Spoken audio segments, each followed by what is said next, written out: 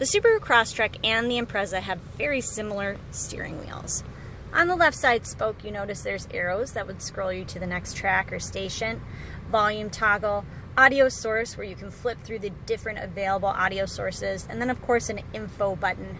When you select the info button up top, it adjusts so that you can see a couple of different things, like how much fuel is in the tank until you need to fill up, analog clock, a place that you can go to adjust some settings in the vehicle, our rake, oil temperature, and of course a little information through Sirius XM Travel Link.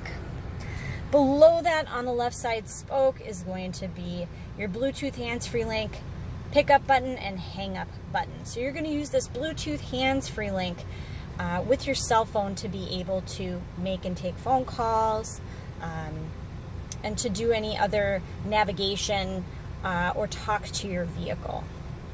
Down underneath that are two arrows and an I/set button.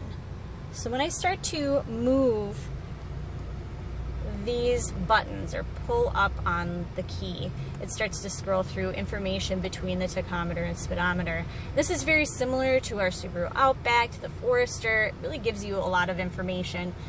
This shows us how long we've been in the car, our trip time, average fuel economy, how much fuel is in the tank.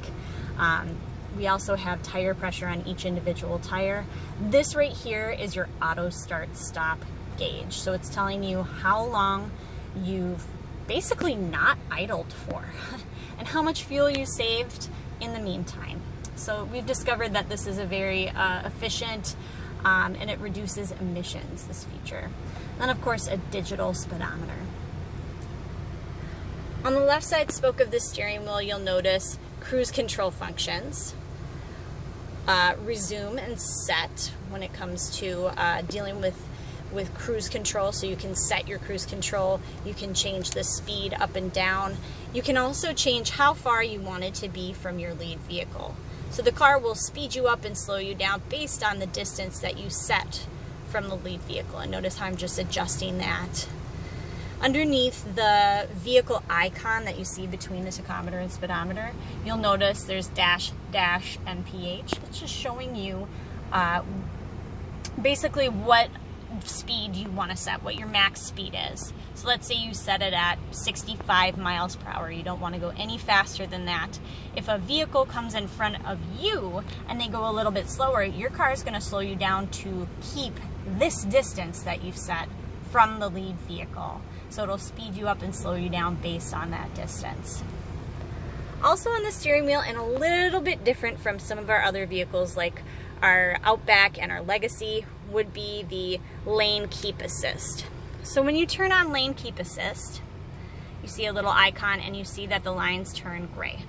Once we start to go, we accelerate on the road, you'll notice that the lines will turn white. When it recognizes at 37 miles an hour or more that you actually have consistent lane markings. And so if you were to try to lead yourself out of those lane markings without a signal, the car would actually try to steer you back into those lane markings.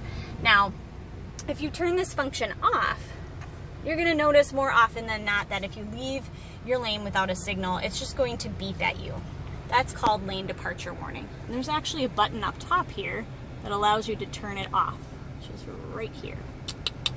There's another button that we call car wash mode or pre-collision braking off. If you want to turn off your pre-collision braking, the only reason I typically would do that is in a car wash, if I'm being pulled through a car wash instead of touchless. So this just makes sure that you prevent the cameras from stopping you